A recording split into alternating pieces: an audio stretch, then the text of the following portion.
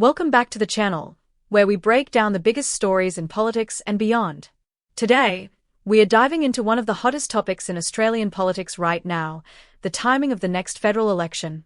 While we know it's happening in the next few months, the exact date remains a mystery. Will Aussies be heading to the polls in April, or will the election be pushed to May?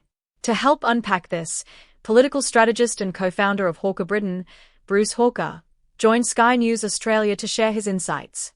According to Hawker, April is shaping up as a strong contender, even though May was initially seen as the more likely option.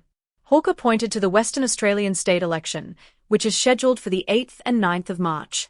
With a mandatory 33-day election period, this would push the timing for a federal election announcement into mid-April, just before Anzac Day and Easter, avoiding any disruptions from those key dates.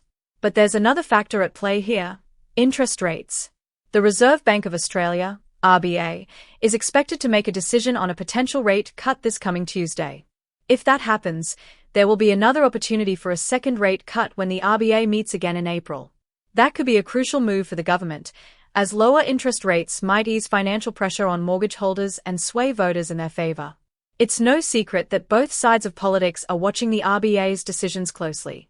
Opposition leader Peter Dutton is already in full campaign mode, making headlines in the Daily Telegraph by boldly declaring, "I have no doubt I'll win." That's a pretty gutsy statement, especially for someone positioning himself as the underdog.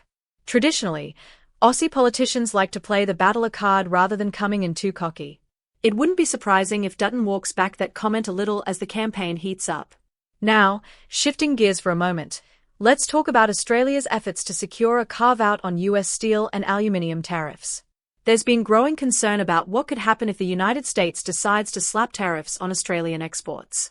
However, according to Hawker, the prospects for Australia avoiding those tariffs are looking pretty decent.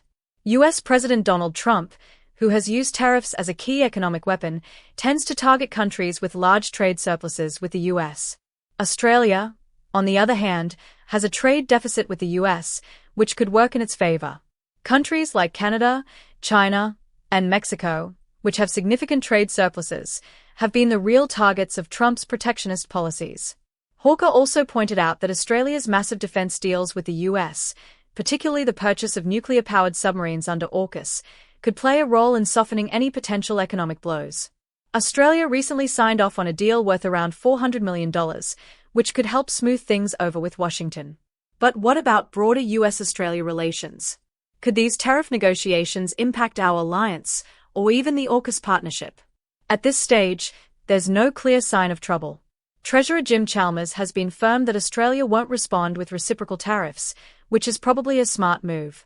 The last thing we need is a full-blown trade war with the US, a country that has far more economic muscle than we do. Bringing it back home, there's a bigger question on everyone's minds. Will the RBA actually go through with a rate cut? Hawker reckons they will, and many economists agree. Aussies have been doing it tough, with the cost of living through the roof and mortgage repayments eating into household budgets.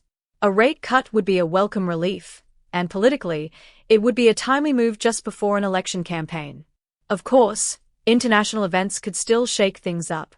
The Middle East remains a powder keg, with the situation in Gaza keeping the world on edge.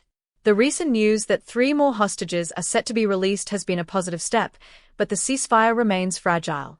There's always the risk that tensions could flare up again, which could shift the global focus away from domestic issues like interest rates and trade policies. So, with all of this in mind, when will the election be called? Will we be heading to the polls in April, or will the government hold off until May? Right now, it's looking like April could be the smart play. The government would avoid clashing with Anzac Day and Easter, and they'd have the advantage of potential rate cuts working in their favor. But in politics, nothing is set in stone, and we'll have to wait and see how things unfold in the coming weeks. That's all for today's breakdown. If you found this analysis helpful, make sure to like, subscribe, and hit that notification bell so you don't miss our next deep dive into Aussie politics. Drop a comment below. Do you reckon we'll be heading to the polls in April, or will the government hold off a bit longer? Let us know your thoughts. Cheers, and see you next time.